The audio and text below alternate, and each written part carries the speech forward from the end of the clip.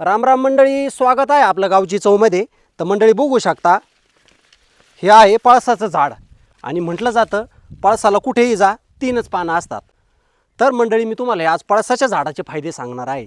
आपल्या शरीरामध्ये किती उष्णता असू द्या, पोटाची जर आग होत असेल ना, तर तुम्हाला फक्त या पळसाच्या पानामध्ये जेवण करायचं आहे. तुमच्या जर पोटाची आग होत असेल आणि पोटाची जर आग झाली तर आपण जेव्हा सकाळी बाथरूमला जातो ना, त्या बाथरूमच्या जागेवरची सुद्धा आग होत असते. तोंड येत असतं, तोंडामध्ये फोडं येत असतात, जिभेची आग होते. म्हणजे आपल्या शरीरात आहे ना, उन्हाळा असू द्या पावसाळा असू द्या, काही काही व्यक्तींना आहे ना उष्णतेचा आहे ना भरपूर असा त्रास होतच असतो.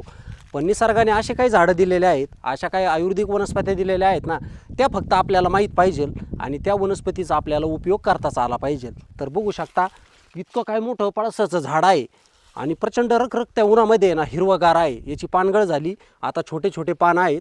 हे आता पाऊस पडला का भरपूर असे मोठे पानं होतील. तर तुम्ही काय करत जा, तुमच्या तोंडातील, तुमच्या पोटातील आणि तुमच्या संपूर्ण शरीरातील जर उष्णता दूर करायची असेल ना, तर तुम्हाला या पळसाच्या पानामध्ये आहे ना डाळ भात खायचा, कुठलंही जेवण करायचं. मंडळी, जर तुम्हाला तुमच्या शरीरातील उष्णता दूर करायची असेल तर तुम्हाला ह्या पळसाच्या पानामध्ये नित्यनियमाने ना 20 ते 21 दिवस किंवा 1 महिना लगातार जेवण करावं लागेल.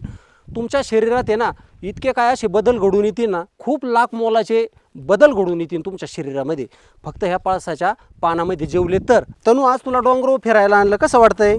एकदम छान वाटतंय ना? ऊन लय ना इकडं. तर मंडळी, हे झाडाचे जेव्हा पानं मोठे होतील ना, तेव्हा मी आठवणीने झाडाचे पानं घ्यायला येणार आहे आणि इथून 1-2 झाडं पण नेणार आहे आपल्या घरी लावण्यासाठी. मंडळी, काय असतं, फक्त डोंगराळ भागात आहे ना पळसाचे झाडं असतात, पण आपल्या शहरामध्ये सुद्धा या झाडाची लागवड झालीच पाहिजे. आणि निसर्गामध्ये शहरामध्ये हे जर पळसाचे झाडं आले तर कुणालाच हा उष्णताचा त्रास होणार नाही. पूर्वीचे काय करायचे आपले ऋषीमुनी, या पळसाच्या पानामध्ये जेवायचे, केळीच्या पानामध्ये जेवायचे, त्याच्यामुळे ते अन्न त्यांना पचायचं. हे पानं काय काम करतात, जेव्हा आपण अन्न ग्रहण करतो या पानावर, तर हे पानं आहे ना त्या अन्नातली सगळी उष्णता खिचून काढतात. म्हणजे आपल्या शरीरात आहे ना अन्नाची उष्णता जातच नाही.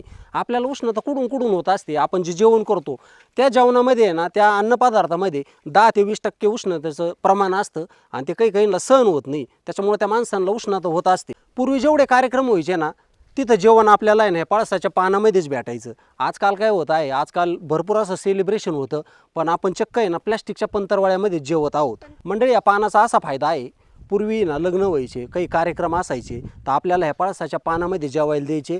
ह्याच पळसाच्या पानाच्या पंतरवाळ्या असायच्या, ह्याच पंतरवाळ्या असायच्या. पूर्वी काही प्लॅस्टिकच्या पंतरवाळ्या नव्हत्या, पण आता भरपूर बड्डे सेलिब्रेशन करतात, लग्न सेलिब्रेशन करतात, आपल्याला चक्क आहे ना प्लॅस्टिकच्या पंतरवाळ्या असतात जेवायला. माझी विनंती तुम्हाला अशीच राहीन, जर तुम्ही कुठल्या कार्यक्रमामध्ये जर गेले तर ती जी प्लॅस्टिकची पंतरवाळी आलेली आहे ना, त्या पंतरवाळीमध्ये तुम्ही जीवूच नका, कारण की एकदम ते थर्ड क्लास प्लॅस्टिक असतं. त्याच्यातलं 5% का आहे ना आपल्या पोटामध्ये ते प्लॅस्टिक जातच असतं. मंडळी, मला तुम्हाला आहे ना आजच्या व्हिडिओमधून हे सांगायचं होतं, हे एकदम आपल्या शरीरासाठी पळसाचं झाड आहे ना खूप मौल्यवान आहे, खूप आरोग्यदायी आहे. आणि तुम्ही काय करा, इथून पुढं प्लॅस्टिकच्या कपामध्ये चहा पित नका जाऊ, प्लॅस्टिकच्या पंतरवाळीमध्ये अजिबात जेवत नका जाऊ. तर चला, मला तुम्हाला ह्याच पळसाच्या पानाचे आणि झाडाचे महत्त्व सांगायचे होते. निसर्गामधलं जर कुठलं आपल्या शरीरातलं उष्णता जर दूर करणारं झाड असेल, ते फक्त आणि फक्त पळसाचं झाड आहे.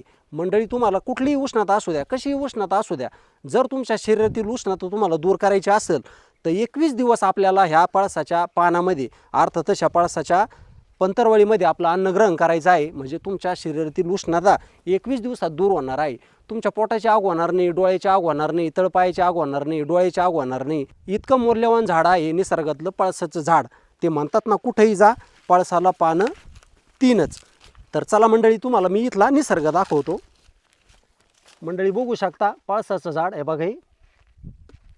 आणि आपण इथून आहे ना काही रोप पण नेणार आहोत. दादा दादा सावकाश बरं का, लय डेंजर डोंगर आहे, आपल्याला आहे ना पळसाची झाडं घ्यायची तिथून. तर बघू शकताय मंडळी इथला निसर्ग. तुला डोंगरावर चढता येईल का? चढा बरं, सावकाश बरं का,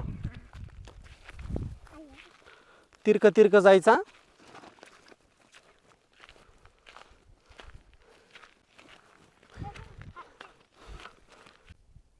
मंडळी, बघू शकता आपल्याला चांगला असा रानमेवा सापडलेला आहे. आपण आता पाडणार आहोत. याला खारकाचं झाड म्हणतात बरं का. इतक्या काय गोड लागतात ना खायला.